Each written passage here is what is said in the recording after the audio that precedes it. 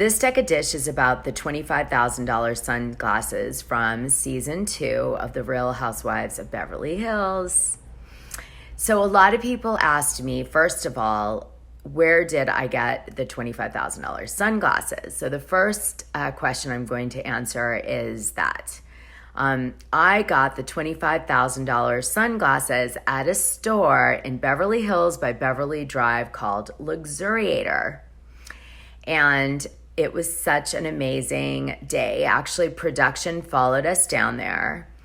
And I went into the store with my ex-fiance. The reason they didn't show us buying the glasses was because my ex-fiance wouldn't sign the release form to be on the show after production thought that he was going to. So unfortunately, it never aired, but I think it probably would have. And I think actually had my ex-fiance signed the form, I would have ended up being on the show more. Now, also, I was asked, why the hell did I brag about it at this party so much? It was Adrienne Malouf's house. No, Kyle Richards' house, her old house. She was having a party. And they were like, why are you telling everyone about your glasses? And so what I wanted everyone to know is that when I showed up that day, the producers were like, you had these amazing sunglasses. Make sure you tell everyone how much they cost and you show them off as you go through the party today. So I was like, okay, cool. Actually, that was like the only advice I was ever given by a producer. No, not the only one, but like pretty close. I wish the producers were telling me more what to do on the show. I would have been way better. Anyway, so I went in and, of course, everybody I went up to, I said, oh, you guys, did you see my new sunglasses? Did you know 25,000? Now, originally, when that scene came out, it was not iconic. I want you guys to know, like, yes, I got, a lot of, I guess follows or something because of it. But actually, oh my God, the backlash. People were like, there are people starving and you got those glasses and, how dare you? I can't pay my bills and you're so ostentatious. And I felt so badly because in truth, I wasn't really that ostentatious. I was definitely a snob at that time. I'm not anymore. But I think I was then. And I was definitely pretentious, no doubt. But I don't think I would have ever gone up to people bragging about my sunglasses like that ever, especially at a party to a bunch of girls I only knew so in the scene. But it made for good TV. And thank God I'd never been famous before. And I was devastated. I was like, oh my goodness. But then there were people who were like, oh, it's so classic. I love how cocky it is. And, but then I guess I got sort of backlash too, because I used to brand drop. Now people love it. But back then in season 2, people did not love it. I was like, oh, this is Versace. Oh, that's Prada. But I actually was not trying to be pretentious. I over-deliver information. It's probably why I love gossip so much.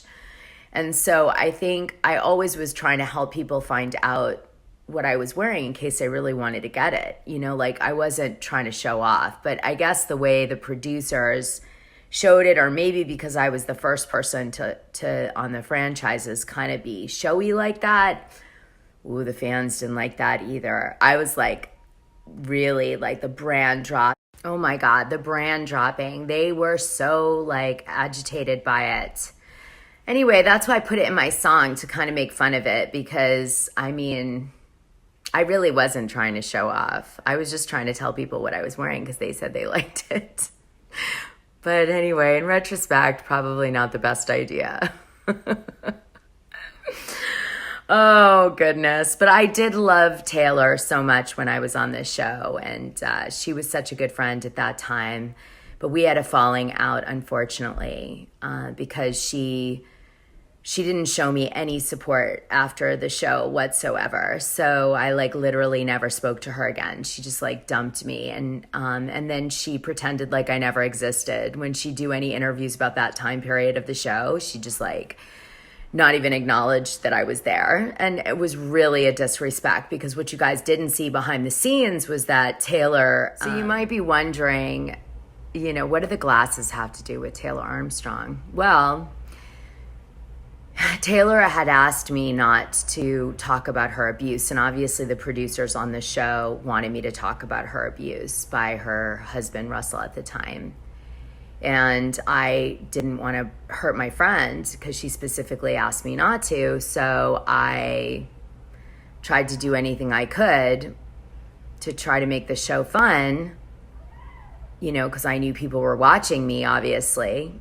And, so one of the antics that I thought was a good idea was to keep kind of drawing everyone's attention to big purchases or like extravagant lifestyle stuff, because I couldn't bring the drama by talking about Taylor's abuse. And frankly, none of the other women I really had a problem with, which was a little bit difficult. I didn't know Camille was talking shit.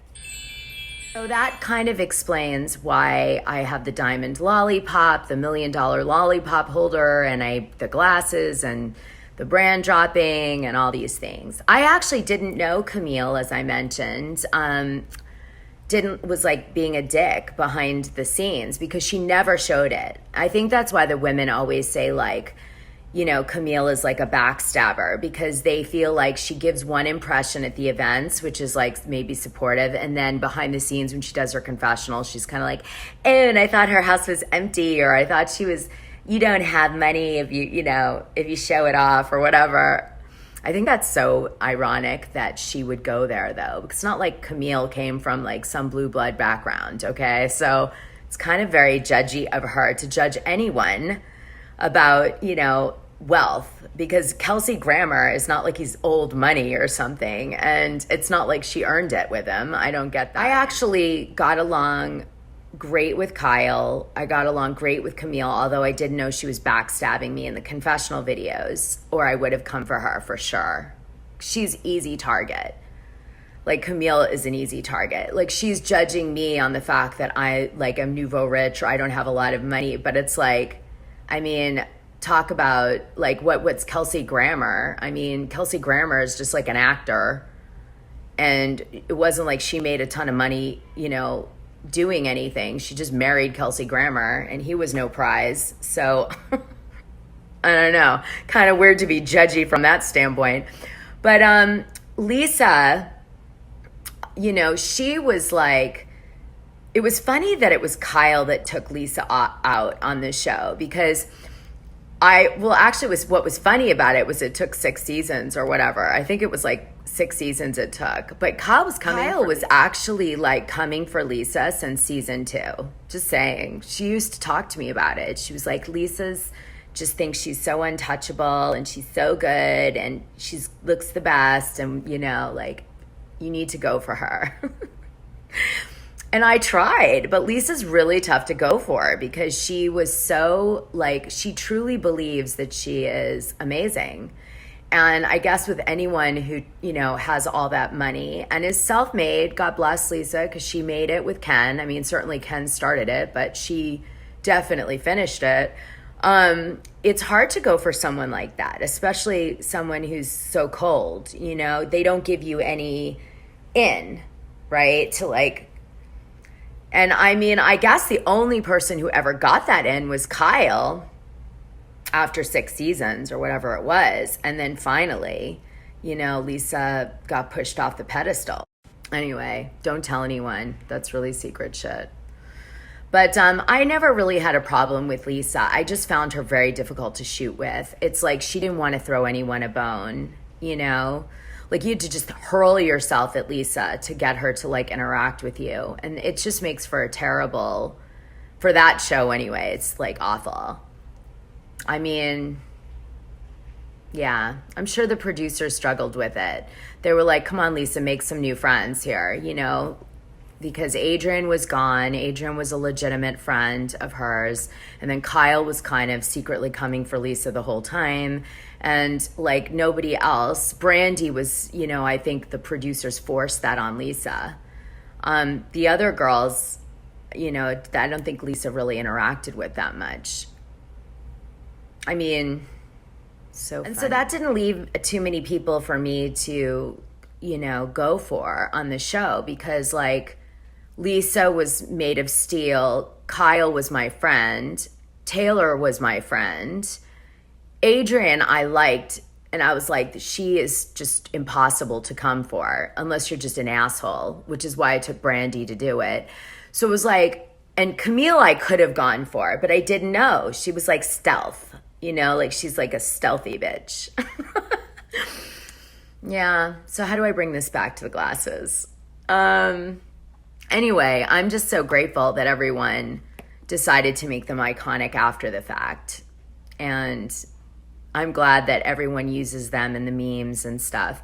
And somebody always asks me this one question, which is, do I still have the glasses? And so I'm going to answer that. Oh, before I do that, one funny thing you should know. When you come for someone on the show, it actually happens in real life. So, like, people don't forget that. And they don't go, oh, this is a show. Come on, you guys. They don't. They see it as like, if you come for me on the show, then you're coming for me in real life. And I'm going to, like, not be your friend anymore. And I'm not going to have your back. And you're open season for me. So, like, you know, you have to know that dynamic when you're watching the show. It really, it isn't even like if I had gone to Kyle, listen, I'm going to come for you, and like say Mauricio cheats on you on the show, like Kyle would have said, no, you're not. Like, you're not my friend if you do that. Like, you're not. Do something against Lisa, or go do something against so-and-so, not me.